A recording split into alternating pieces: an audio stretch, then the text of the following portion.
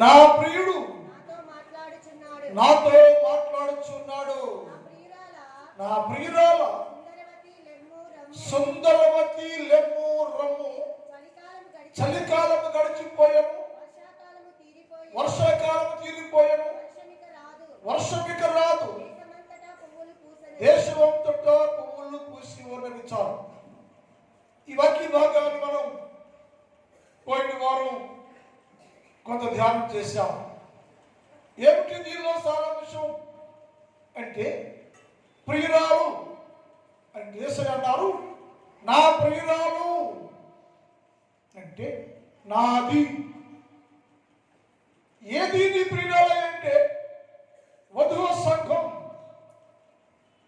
నా సంఘం, వధువు సంఘం అన్నాడు. ఈ వధువు సంఘం అంటే ఏం విషయం? ఆయన నా ప్రియురాలు, నా ప్రియురాలు అన్నాడు. ఎందుకు, ఏంటి అంత శ్రేష్టత నీ ప్రియురాలు అనబడే వధువు సంఘానికి? ఏంటంటే, ఈ ప్రియురాలు అనబడే వధువు సంఘాన్ని గువ్వతో పోల్చినట్లుగా పోయిన వారం ధ్యానం చేశాం. అంటే సంఘం అనేది యేసు ప్రభు రక్తంలో కడగబడి కొనబడి విమోచించిన పరిశుద్ధ సంఘం. ఎలా ఉందో ఆ సంఘం అంటే, ఎందుకయ్యా ఆ సంఘాన్ని నా ప్రియురాలు, నాకే ప్రియురాలు అని చెప్పి అంతగా పరిశుద్ధ సంఘాన్ని లేక వధువు సంఘాన్ని అంతగా వర్ణిస్తున్నావయ్యా అంటే, ఆయన చెప్పాడు, అది గుమ్ముతో పోల్చాడు. ప్రియురాలనే సంఘాన్ని, వధువు సంఘాన్ని గుమ్ముతో పోల్చాడు. ఎందుకయ్యా గుమ్ముతో పోల్చావు నువ్వు అంటే, గుమ్ములో ఉన్న శ్రేష్టత నా వధువు సంఘంలో ఉందయ్యా, నా సంఘంలో ఉందయ్యా, నా భార్య అనబడే సంఘంలో ఉందయ్యా, నా ప్రియురాలు అనబడే సంఘంలో, ప్రియురాల్లో అది ఏముందయ్యా అంటే, ఒకటి పరిపూర్ణమైన పరిశుద్ధత కలిగినది గువ్వ. ఆ గువ్వలో ఏముందంటే పరిపూర్ణత ఉంది, పరిశుద్ధత ఉంది. అలాగే నా సంఘంలో కూడా, వధువు సంఘానికి కూడా, నా ప్రియురాలబడే సంఘానికి కూడా పరిపూర్ణత ఉంది, పరిపూర్ణ పరిశుద్ధత కలిగి ఉంది. కనుక నా ప్రియురాలు అనబడే సంఘాన్ని ఆయన వర్ణిస్తున్నాడు, గువ్వలాగా పోల్చాడు అని నేర్చుకున్నాం. రెండోది, గువ్వ దేనికి ఎందుకు పోల్చాడంటే, గువ్వ అనేది నిత్యము దేవుని స్వరం వినుచుండెను. ఒక రోజు గంట పూట కాదు, నిత్యము. గువ్వతో ఎందుకు పడుస్తున్నామంటే, గువ్వ అనే పక్షి పక్షులన్నింటిలో కంటే శ్రేష్టంగా ఉంటే, ఆ గువ్వ గూట్లో ఉండి, గూట్లో నివాసం ఉంటూ, గూట్లోనే ఉండి దేవునికి స్వరాన్ని, ప్రియుని స్వరాన్ని వింటున్నట్లుగా నేర్చుకున్నాం. అంటే గువ్వకు లక్ష్యం ఏంటంటే, నిత్యము దేవుని స్వరం వినిచి ఉండేను. ప్రతి క్రైస్తవ పిల్లలు, దేవుని పిల్లలు, వధువు సంఘం, క్రైస్తవ సంఘం అనబడి వారు గువ్వ వలె నీవు కూడా ప్రతి దినము, అటు దినము నిత్యము దేవుని స్వరాన్ని వినగలిగే వారుగా ఉండాలి. దేవుని స్వరం వింటే ఏమైందయ్యా అంటే, అని చెప్పాడు, సమయంతో మాట్లాడాడు. సమయాలు దేవుని స్వరం వినను, సమయాలు దేవుని స్వరము గువ్వ వలె వినను. గువ్వ ఎలాగైతే దేవుని స్వరం ఉందో, అలాగే సమయాలు కూడా దేవుని స్వరం వింటే ప్రవర్తగా చేయబడను. ఆయన చేయబోయే కార్యాలను అప్పచెప్పాడు.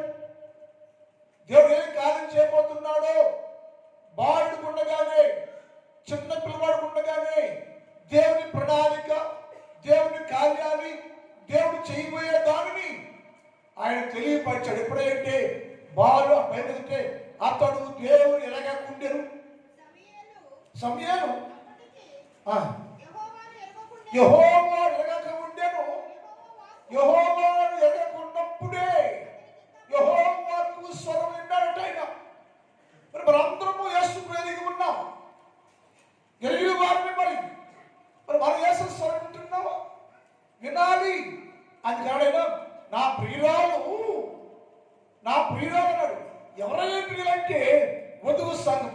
నా ప్రియురాలు నేను గుమ్మతో పరుస్తున్నాయా, ఎందుకంటే గుమ్మయ్యా అనుదినము నా స్వరాన్ని వింటుందయ్యా, అనుదినము నా స్వరాన్ని ఆలకిస్తుంది.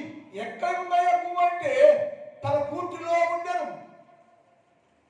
తన కూతురులో ఉండి స్వరం ఆలకిస్తూ ఉండను. గూడు అనేది సంఘాన్ని గుర్తు, గూడు అనేది దేవుని మందిరాన్ని గుర్తు, గూడు అనేది యేసుని కలిసిన స్థలాన్ని గుర్తు. అది గుమ్మ ఎందుకంటే గుమ్మ గూటులోనే ఉండి స్వరాన్ని విని ఆలకిస్తూ ఉండడం. ప్రతి క్రైస్తవ సోదరులు వధువు సంఘం చెప్పాడు. ఎందుకయ్యా నా ప్రియురాలంటే నా ప్రియురాలనబడే వధువు సంఘము, క్రైస్తవ సంఘము గుమ్మ వలె నిత్యము దేవుని స్వరాన్ని వినేదిగా ఉందయ్యా, వినాలయ్యా, వింటున్నావయ్యా, వినేవారికి ఉండాలయ్యా. ఎవరైతే స్వరాన్ని వింటారో వారికి గొప్ప ఆధిక్యత. బైబిల్ చెప్పడైనా ఏలియా మెల్లనైన దేవుని స్వరము వినెను. ఏలియా మెల్లనైన సైలెంట్ గా యేసయ్య మాట్లాడుతుంటే ఆ స్వరాన్ని వినెను. ఏమైంది ఏలియా నీ స్వరాన్ని వింటే? ఏలియా గుమ్మలాగా మెల్లగా నిశ్శబ్దంగా నీ స్వరాన్ని వింటే ఏమిటంటే అతడు విన్నందువలన ఆయన రథముల మీద ఎక్కబడెను, పరలోకము చేర్చబడెను, పరలోకం ప్రవేశించను, దేవుడు కలిసి ఉండెను, దేవుడితో కూడా ఉండెను.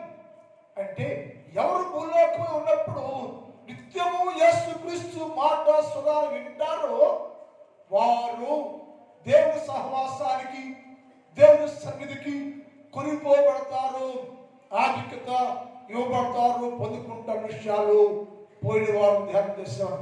అంటే మనుషులు ఎక్కడంటే ఎక్కడి గురించి మనం సామెతల గ్రంథం 8వ అధ్యాయం 34 గురించి వాక్యం అక్కడ స్టార్ట్ చేద్దాం. సామెతల గ్రంథం 8వ అధ్యాయం అనుదినము నా గడప యొద్ద కనిపెట్టుకుని ఉండండి. ఎక్కడ అనుదినము గువ్వ దేవుని స్వరం వినడానికి దేవుని గూట్లో ఉండి రెండు కళ్ళు తెరిచి చెవులు తెరిచి ఎప్పుడు దేవుడు మాట్లాడతాడో, యేసయ్య స్వరం పడుతుందో, యేసయ్య మాట విందామని గువ్వ అనుదినము దేవుని స్వరం కోసం ఆశపడినట్లుగా, అలాగే నా ప్రజలు అనబడేవారు వధువు సంఘం, క్రైస్తవ సంఘం, విశ్వాసులు అనబడేవారు ప్రతిరోజు దేవుని గుమ్మాల్లో, ద్వారబంధకాల్లో, సన్నిధిలో అనుదినము గుమ్మ దగ్గర కూర్చుని కలిపెట్టుకొని దేవుని స్వరం వినడానికి తను తాను సిద్ధంగా ఉండాలి. అనుదినం దేవుని స్వరం వినాలి. మనం అనుదినము దేవుని స్వరం కలిగి ఉండాలి. అంటే అనుదినము నా గడప యొద్ద కలిపెట్టుకొని నా ద్వారబంధముల యొద్ద కాచుకొని నా ఉపదేశం ఆలకించువాడు ధన్యుడు. అనుదినము నా గడప దగ్గర, నా గూటిలో, నా గూడు ముందు, నా సన్నిధిలో ఉండి నా ద్వారబంధములను పట్టుకొని అనుదినము నా యొక్క స్వరాన్ని వింటే వారు ధన్యులు, వారు పరిశుద్ధ సంఘంగా ఉంటారు. దాన్ని నేను గువ్వలాగా పోలుస్తున్నా. గువ్వ ఎలాగైతే అనుదినము నిత్యము దేవుని స్వరాన్ని విని దేవుని స్వరము ఆలకించి దేవునికి మరపెట్టుగా లేఖనాల్లో ఉంది. మనము కూడా ప్రతిరోజు దేవుని స్వరాన్ని అనుదినము దేవుని స్వరము వింటానికి మళ్ళా మనము సిద్ధపరచుకొని దేవుని స్వరాన్ని వినగలిగే వారుగా ఉండాలి. నిత్యం దేవుని స్వరవినాలి. మనము ఎవరు దేవుని స్వరాన్ని వింటే వారు హెచ్చరించబడను, మహిమలో ప్రవేశించును, ప్రకటన చేయటకు ఎన్నిక చేయబడను. అపోస్తలుడు పౌలు దమస్కు మార్గంలో ప్రయాణం చేస్తున్నాడు. పాపిగా ఉన్నాడు, వ్యతిరేకిగా ఉన్నాడు, దేవుడు దూరంగా ఉన్నాడు. యేసు ప్రభువు ప్రజలందరినీ, యేసు ప్రభు సమాజాన్ని నాశనం చేస్తా ఉన్నాడు. దమస్కు మార్గంలో ఆయన వస్తూ ఉంటే యేసు ప్రభు స్వరం వినెను. అప్పుడు అతడు ఆ ఎప్పుడైతే స్వరం నేలని పడిపోయి సౌలా సౌలా నీవేళ నిశ్చిస్తున్నావు అనే స్వరాన్ని పలుకుంటే వినను. గమనించాను. సౌలు అన్నాడు, సౌలా సౌలా నీవేళ హింసిస్తున్నావు అనే స్వరాన్ని అతను పలుకుంటా అతడు వినను. ఆ స్వరము అతను మార్చేసింది. ఆ స్వరము పరిశుద్ధులు చేస్తుంది. ఆ స్వరము ప్రవక్తం చేస్తుంది. ఆ స్వరము ఆదిమ అపోస్తులు అందరికంటే శ్రేష్ఠులుగా మార్చేస్తుంది. ఒక స్వరం ఆలకిస్తే ఎక్కడయ్యా మార్గంలో ఉన్నాడు, వ్యతిరేకంగా ఉన్నాడు, హింసకుడిగా, దుష్టకుడిగా, హానికరుడిగా ప్రయాణం చేస్తూ ఉంటే నా దేవుని స్వరం ఆయనతో మాట్లాడుతుంటే స్వరం వింటే ఆ స్వరములో వెంటనే ఎప్పుడైతే స్వరాన్ని శ్రద్ధగా విన్నాడో, ఆ స్వరము శ్రద్ధగా వినగలిగాడు, అతనిలో మార్పు, పేరులో మార్పు, జీవితంలో మార్పు, ప్రవర్తనలో మార్పు, పరిశుద్ధ సమూహంలో మార్పు. అందరికంటే పౌలు చరిత్ర గ్రంథములో వ్రాయబడి ఉంది. ఎందుకయ్యా మారిపోయాడు ఆయన? ఎందుకు మారిపోయింటే అతడు దేవుని స్వరాన్ని వినను. ఎవరు దేవుని స్వరాన్ని వింటారో ప్రతిరోజు మనుషుల స్వరాలు కాదు, లోక స్వరం కాదు, నిజంగా విశ్వాసం అయితే ఆయన దినమును యేసుక్రీస్తు ప్రభుల వారు నీతో మాట్లాడే స్వరాన్ని వినగలిగితే, సౌలు వింటే అతడు గొప్ప ప్రవర్తన చేయబడను. అనేక అతని వల్ల ఇలా కొత్త నిబంధనలో ఒక శ్రేష్ఠ వ్యక్తి నిలబడ్డాడు, పరలోకాన్ని చూడగలిగాడు. కారణం ఏంటంటే అతడు దేవుని స్వరము ఆ దమస్కో మార్గంలో పట్టిన తర్వాత అక్కడి నుంచి ప్రతిరోజు అతడు అనుదినము దేవుని స్వరం వింటూ ఉండెను. అనుదినం దేవుని స్వరం వింటూ ఉండెను. ఏం చెప్తున్నాడు దేవుడు, ఏం చేయమంటున్నాడు దేవుడు, ఏం మాట్లాడుతున్నాడు దేవుడు, ఆ ప్రతిరోజు అనుదినము దేవుని స్వరం విని దేవుడు ఏం చెప్తే అదే చేశాడు. సౌలు పౌలుగా మారిపోయి అందుకే ఎన్ని సంఘాలు స్థాపన చేయబడి ఈ ప్రక్రియలో శ్రమ వచ్చింది, వ్యాధి వచ్చింది, బాధ వచ్చింది, అవమానం వచ్చింది, నింద వచ్చింది. ఎన్ని వచ్చినా సరే ఏ స్వరానికి లోబడ్డాడో, ఏ స్వరాన్ని విన్నాడో ఆ స్వరానికి కట్టుబడి దేవుడి చిత్తాన్ని జరిగిస్తూ ముందుకు సాగిపోయాడు. అందుకే అది జీవితము మార్చబడింది. మన జీవితాల్లో ఆయన అన్నాడు, నా ప్రియురాలో, నా ప్రియురాలా, నాకే ప్రియులది, నాది. ఎవరయ్యా? వధువు సంఘం.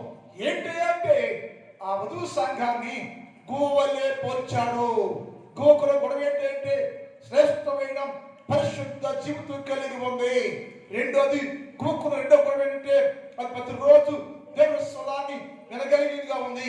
మూడోది దానికి ఉన్న ప్రత్యేకత అంటే ఒకే గృహములో నివాసం చేసింది, ఒకే గూడులో ఉందట. గూడు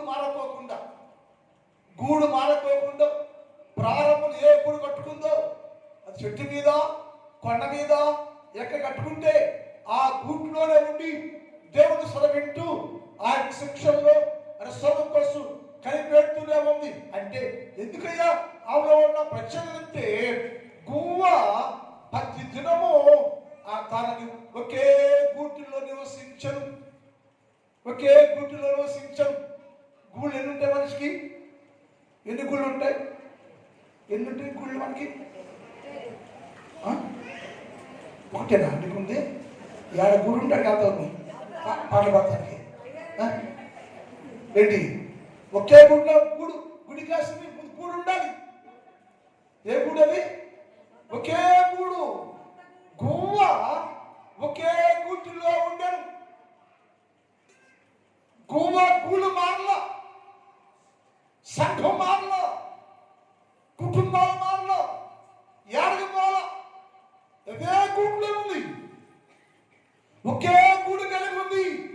ఆ దేవుని నివాసం, దేవుని సంఘం, దేవుని నివాసస్థలము, దేవుని మందిరము ఒకే గూటిలో ఉంది. ఒకే గూడు నివాసం చేస్తుంది. అందుకని అదన్నాడు, అది నా గూట్లోనే ఉందయ్యో. పావురం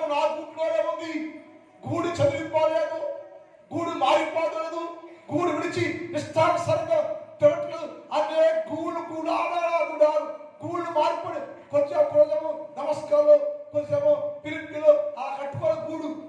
ఒకే గూడు ఉంది, అది దేవుడితో కలిగిన గూడు. అది ఏమంటాడు, గువ్వ అక్కడ మాట్లాడి ఒకే గూడు కలిగి ఉండెను. ప్రతి క్రైస్తవుడు కూడా దేవుడితో సరైన సంబంధం కలిగి నా ప్రియురాలు అని చెప్పబడాలంటే, నా ప్రియురాలు చెప్పే స్థాయిలో ఉండాలంటే ఒకే గూడు ఉండాలి. నీకు ఆ గూట్లో నువ్వు ఉండాలి, ఆ గూట్లోనే ఉండాలి. ఆ గూట్లో ఉండి వేసే స్వరాలు వినాలి, అక్కడ నివాసం చేయాలి. అప్పుడే నీవు నా ప్రియురాలు అని చెప్పే స్థాయికి ఎదిగేవాడుగా ఉంటావు. కానీ గూడు విడిచి తిరగకూడదు. గూడు విడిచి తిరిగేవాడు ఎప్పటికీ గువ్వ స్థలము పరిశుద్ధ వధువు సంఘము స్థానాన్ని ఎప్పటికీ పొందుకోలేవని లేఖనాలే ఉంది. ఇర్మియా గ్రంథం 48వ అధ్యాయం 28 చదువుతాం. ఇర్మియా 48:28. ఇర్మియా 48:28. మోయాబు నివాసులారా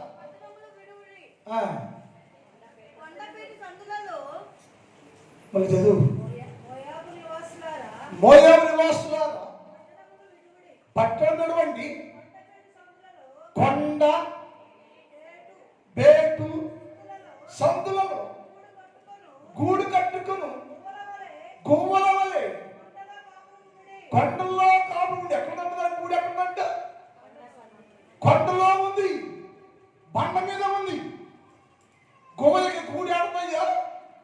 లోకం లేదు, బజారు లేదు, ఎక్కడ దగ్గర గూడు కట్టున్నది.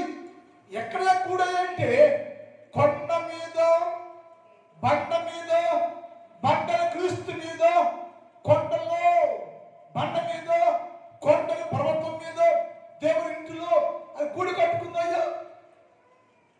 కొండ మీద, బండ మీద గూడు కట్టుకుని ఆ గువ్వ అందులో కాపురం ఉండను. కొండ దేవుడు రాజ్యాన్ని గుర్తు, బండ సంఘాన్ని గుర్తు. అంటే దాని గూడు ఎక్కడంటే కొండ మీద అనగా దేవుని సంఘములో, దేవుని ఇంటిలో, యేసు బండ మీద అది గూడు కట్టుకుందయ్యో. ఆ గూడు ఎక్కడంటే బండ మీద, కొండ గృహంలో గూడు కట్టుకొని అక్కడ కాపురం ఉండరు. అంటే యేసు క్రీస్తు ప్రభుత్వం కలిసి యేసు స్థలంలో నివాసం చేస్తూ ఉండరు. అదే సంఘం, అదే గూడు. ఎక్కడంటే క్రీస్తు యేసు సంఘం, సంఘంలో ఉంది, సంఘంలో ఉంది.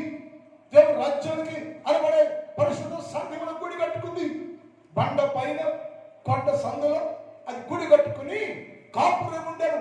ఎవరయ్యా? ఎవరు? గువ్వ. అందుకని గువ్వని మెచ్చుకునేసయ్యా. సంఘాన్ని ఎలా పంచాడంటే గువ్వలా పంచాడు. ఎందుకంటే గువ్వ కొండ లోయలో ఉంది, బండ మీద కట్టుకుని ఇల్లు, తన నివాసం, తన గూడు ఎక్కడంటే క్రీస్తు యేసు బండ పైన అది నివాసం చేస్తూ ఉంది. బండ సందులో ఉంది. యేసు క్రీస్తు ప్రభుత్వం కలిసి సంఘములో అది నివాసం చేస్తూ ఉంది, కాపురం ఉంది. తన గూడు ఎక్కడంటే బండ పైన, తన గూడు ఎక్కడంటే బండ పైన, బండ సందులోను కట్టుకుని ఉంది. అందుకని అస్థిరంగా ఉంది. ఎప్పుడైతే బండ పైన కట్టబడిందో గూడు కట్టుకుందో, సందుల్లో గూడు కట్టుకుందో, దేవుడితో నివాసం చేస్తూ ప్రారంభించిందో, అప్పుడంట ఏది నీతి, ఏది అనీతి, ఏది శత్రువు వస్తు పతాళం మీద, ఆ గువ్వ పైన, గూటి పైన శత్రువు వచ్చి దాడి చేస్తాడా, దోపిడీ చేస్తా అని కనిపెడుతూ ఉంటుందట. ఎక్కడుండి? ఆ గూటిలో ఉండి, ఆ గూటిలో ఉండి ఏది శత్రువు ఎవరు, మిత్రుడు ఎవరు అని కనిపెట్టేసుకుంటుందట. ఏడు గ్రంథం చూద్దాం, 39వ అధ్యాయం 28-29. ఏడు గ్రంథం 39. అది ఎక్కడంటది?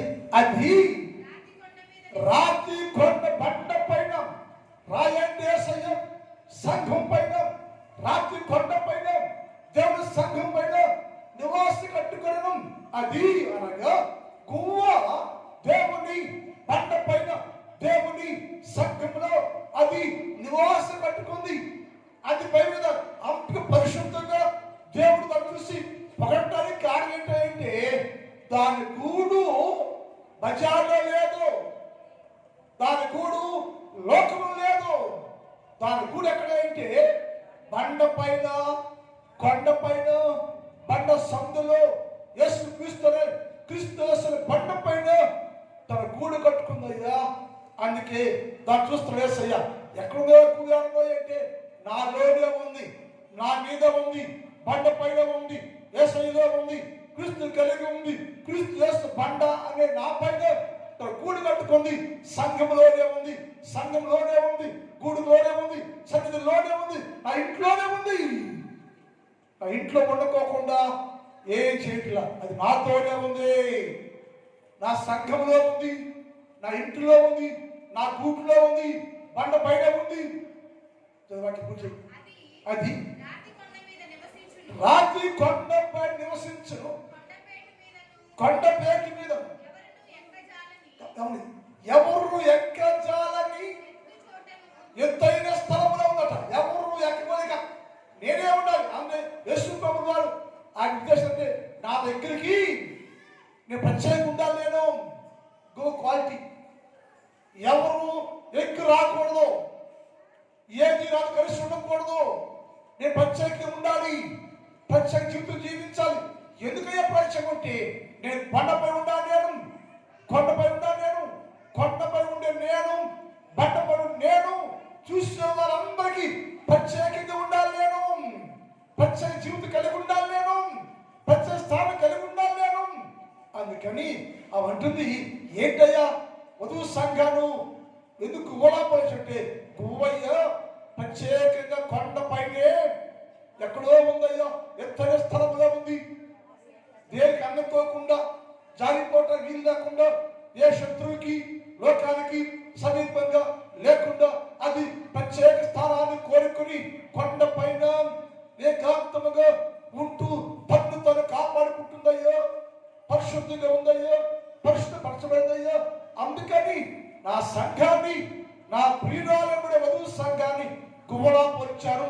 నా గువ్వయ్య కొండపైన, బండపై పూజ కొండపేట మీద ఎక్కజాలని ఎత్తు చోటను గూడి కట్టుకుని అక్కడ నుండి తన ఎర్రను అంటే అక్కడ నుండి శత్రువుని వెతుకుతారు. ఎవడ శత్రువు అయ్యా? సాతాను వస్తున్నాడా? సాతాను వస్తున్నాడా? దురాత్మ వస్తుందో? శత్రువు వస్తున్నాడా? బాణ వేస్తాడా? వలేస్తాడా? పట్టుకుంటాడా? దేనికి దొరకకూడదని ఆ కొండ మీద ఉండి, ఆ గూటిలో ఉండి, దేవుడి ఇంటిలో ఉండి, దేవుడి సంఘములో ఉండి అది ఏది శ్రేష్టమో, ఏది శ్రేష్టమో కాదు, ఏది మోసమో, ఏది మోసము కాదని కనిపెట్టి ఎర్రను కనిపెడుతుందట. కనిపెడుతూ ఉంది. కనిపెట్టి తను జాగ్రత్త పరుచుకుంది. దుస్తోత్రానికి సాతాను వస్తున్నాడు. సాతాను వచ్చాడంటే వలేస్తాడు, పట్టుకుంటాడు, పడగొడతాడు, పడిపోతాడు. నేను ఏ సాతాను వాళ్ళలోకి పడిపోకుండా, ఉచ్చులోకి, ఊరిలోకి దిగిపోకుండా నేను శ్రేష్టంగా ఉండాలి, ప్రత్యేకంగా ఉండాలి. అది అక్కడ ఉండి అందరూ తేరు చూస్తుంట. అంటే తన్ను తాను జాగ్రత్తగా కాపాడుకుంటుంది. ఏ సాతాను ఉచ్చులో పడిపోకుండా అది వచ్చేసరికి. అంటే క్రైస్తవులు ఎలా ఉండాలంటే ఎప్పటికప్పుడు తన్ను తాను కాపాడుకోవాలి. తెర రాకోకుండా, చీకటి రాకోకుండా, సాతాను రాకుండా, అవన్నీ ప్రభావం చేయకోకుండా ప్రతిరోజు నువ్వు గువ్వ వలె కాపాడుకునే వారుగా ఉండాలని లేఖనాల్లో రాయబడి ఉంది. దేవుని పిల్లలారా, ఎందుకయ్యా ప్రియురాల్ని గువ్వలాగా పోల్చబట్టే గువ్వ శ్రేష్టమైన పరిశుద్ధురాలు. 2 గువ్వ మొర్ర గుట్లోనే ఉండి స్వరాన్ని వినగలిగింది. 3 గువ్వ గుట్లోనే ఉండి ఆమె ప్రత్యేక జీవితాన్ని జీవిస్తా ఉంది. అక్కడ ఉన్నట్ట మూలుగుతుందట. ఎక్కడుండి? గూటిలో ఉండే మూలుగుతుంది. గూడి విడిచి బయటకు వచ్చి మూలగట్లా. ప్రతి క్రైస్తవుడు నీ మూలుగు శబ్దం ఎక్కడ చేయాలేమో, ఎక్కడ చేయాలంటే నీ గూటిలోనే చేయాలి. గూడంటే సంఘములోనే, మందిరములోనే, ఇంటిలోనే, మూలగాలను, ఏడవాళ్ళను, దుఃఖించాలను, నీ కోసం, నీ భార్య కోసం, నీ బిడ్డల కోసం, నీ సంఘం కోసం అన్ని దినము దేవుని దగ్గర మూలిగేవారుగా ఉండాలట. గువ్వ గూటిలో ఉండి మూలుగుంచి ఉండను. యెషయా గ్రంథం 38 అధ్యాయం, యెషయా 38:14 చదువుతాం. యెషయా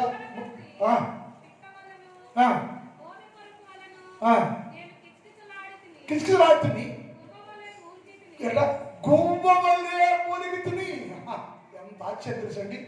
మరి సంఘమైన విశ్వాస అంటే గువ్వలాంటి మూలగాలంట నువ్వు అంటే గోకే కూడా ఉంది, గోకే కూడా ఉంది. మురిగే కూడా థ్యాంక్ యూ. మురిగే కూడా నువ్వు మురుగుతున్నావా? నీకు మురిగి గుణం ఉందా? మురుగుతావు ఏదైనా ఈ పక్కన అంటే నన్నుకో ఈ మురుగులు వచ్చి వాళ్ళకి ఏ మురుగుది అది రెండేకు చదువుపడి ఇస్తాము. ఆహా ఈ మురుగు ఉంటాయి పనికిరాని మురుగులు. ఇక్కడ గువ్వల మురుగుట్లా. గువ్వ అంటే ఏ స్వరం వింటుందో, ఏ స్వరం ఏందో ఆ స్వరాల గురించి దేవుని మురుగుతోయ్యా, నాతో మాట్లాడుతున్నావయ్యా, నీ స్వరం విన్నావయ్యా, దర్శించయ్యా అని ఆ స్వరాన్ని బట్టి, ఆ మాటను బట్టి ప్రతిరోజు అనుదినము గుట్టులోనే ఉండి, కొండ మీద ఉండి అది మూలుగుచ్చి ఉండను. కనుక ప్రార్థన చేస్తూ ఉండను, కన్నీరు కారుస్తూ ఉండను, విలపిస్తూ ఉండను, ఎంతో విలపించి ఏడుస్తూ ఉండను. మురుగుడు శబ్దం కావాలి. క్రైస్తవ సంఘానికి ఏరుగా ఉండాలంటే మురుగుడితో కూడిన ప్రార్థన ఉండాలి. మురుగుడు శబ్దం చేసే ప్రార్థన కలిగి ఉండాలి, మురుగుడితో ఉండాలి. గువ్వకే మురుగుడితో చేసే ప్రార్థన మునిగే కూడా ఉంటే యేసు క్రీస్తు ప్రభువు వారి రక్తంలో కడగబడి, కొనబడి, పరిశుద్ధ సంఘంగా చేయబడి, ప్రతిరోజు దేవుని చేత పోషించబడి, దేవుని కుమార్తెగా, దేవుని కుమారుడిగా దేవునితో కలిసి ప్రయాణం చేస్తాం. నీవు అనుదినము దేవుని సన్నిధిలో అనగా ఈ గూటులోనే మురుగుడితో శబ్దం చేయాలి. నువ్వు బయటికి వెళ్తే శబ్దం ఎవరు వింటారు? నువ్వు వెళ్ళి ఆ చేతలో శబ్దం ఇప్పుడు వింటాడా? ఇప్పుడు రెండో ఇక్కడ చేతి ఉంటాడు సంఘం వింటది. ఇక్కడ మురుగుతూ ఉంటే, ఏడుస్తూ ఉంటే, కన్నీరు కలుస్తూ ఉంటే, ప్రార్థన చేస్తూ ఉంటే, రోగం చేస్తూ ఉంటే నీ కన్నీరు విని మరొకడు నీతో కూడా మురవటం ప్రారంభిస్తారు. ఇక్కడ మూలగాలను, ఇక్కడ మూలగాలను, గూట్లో మూలగాలను, గూట్లు ఆడవాళ్ళు, గూట్లో ప్రార్థన చేయము. ఎక్కడికో వెళ్ళి మురిగితే ఆ మురుగుడు శబ్దము యేసు ప్రభుకి వినబడకుండెను. ఆ స్వరము, ఆ మురుగుడు శబ్దము యేసు ప్రభుకి వినబడక ఉండెను.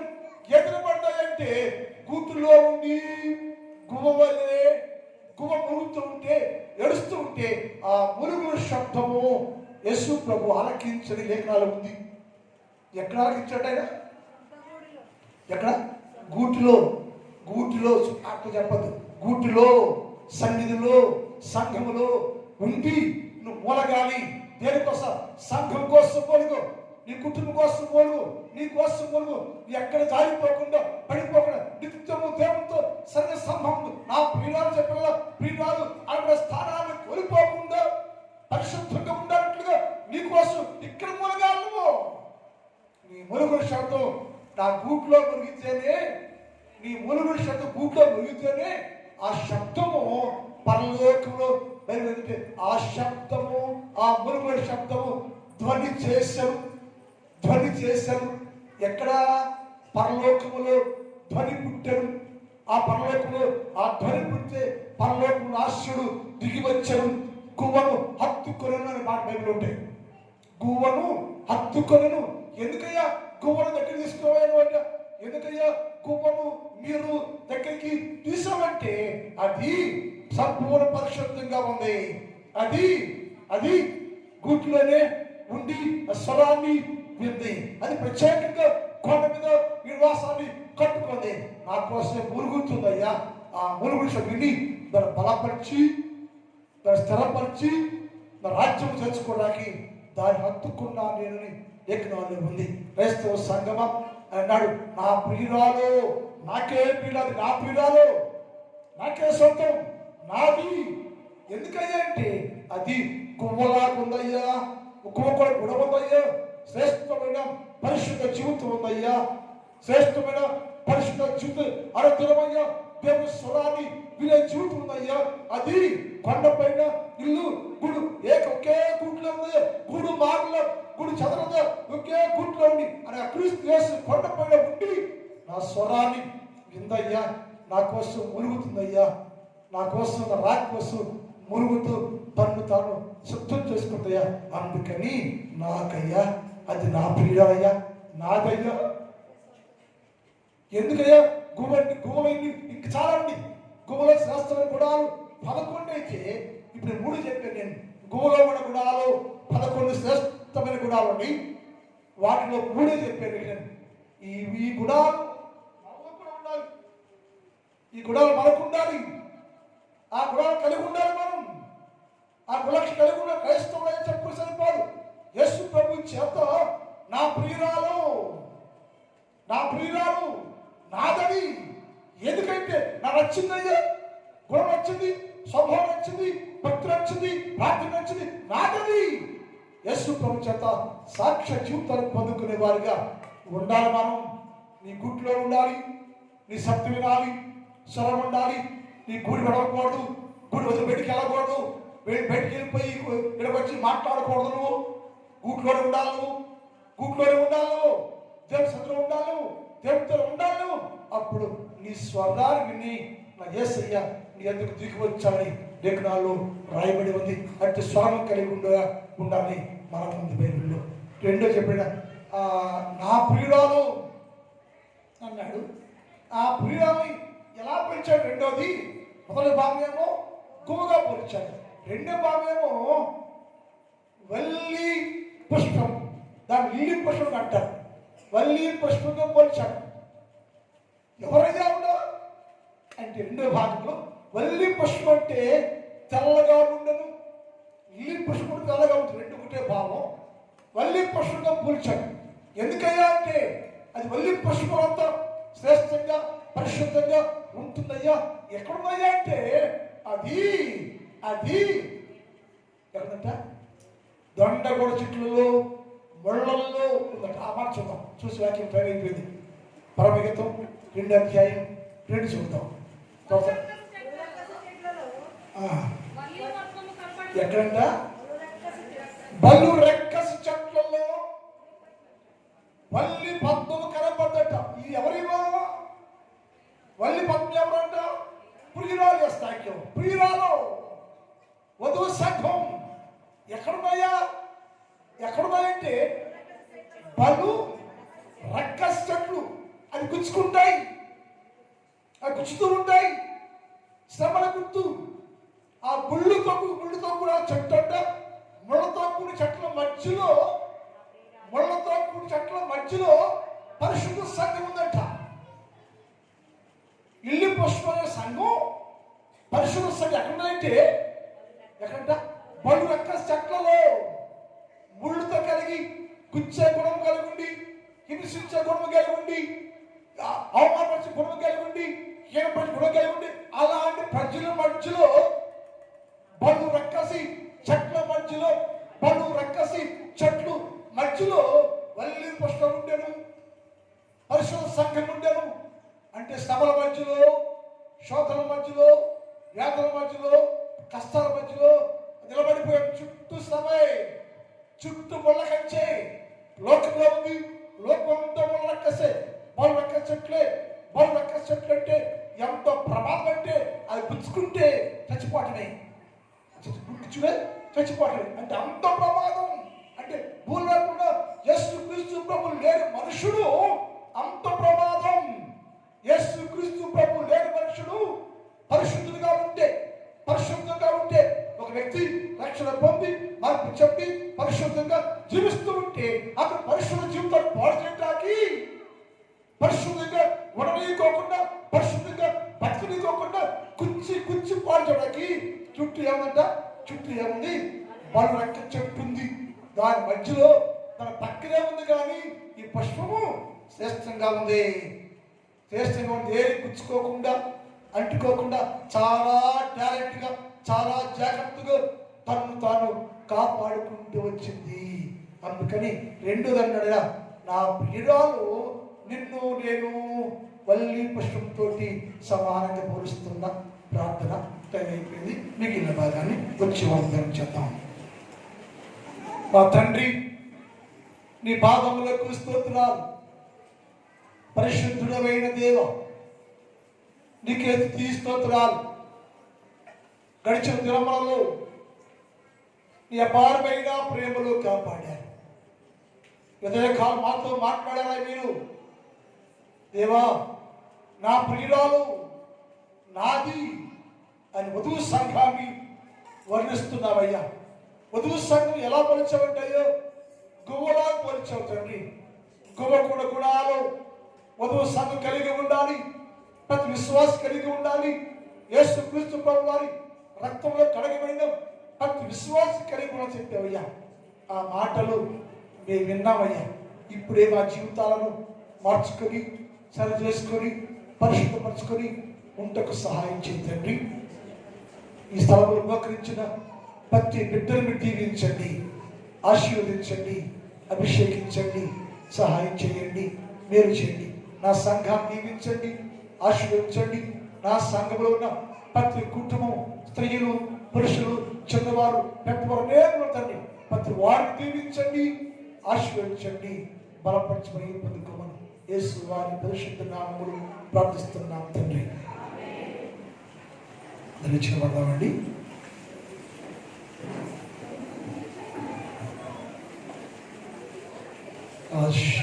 ఆశీర్వాదంబుల్ మా మీద వర్షింప చేయు మీసా, ఆశతో కన్నీయున్నాము, ఈ సత్య వాగ్దానము ఈ మాటి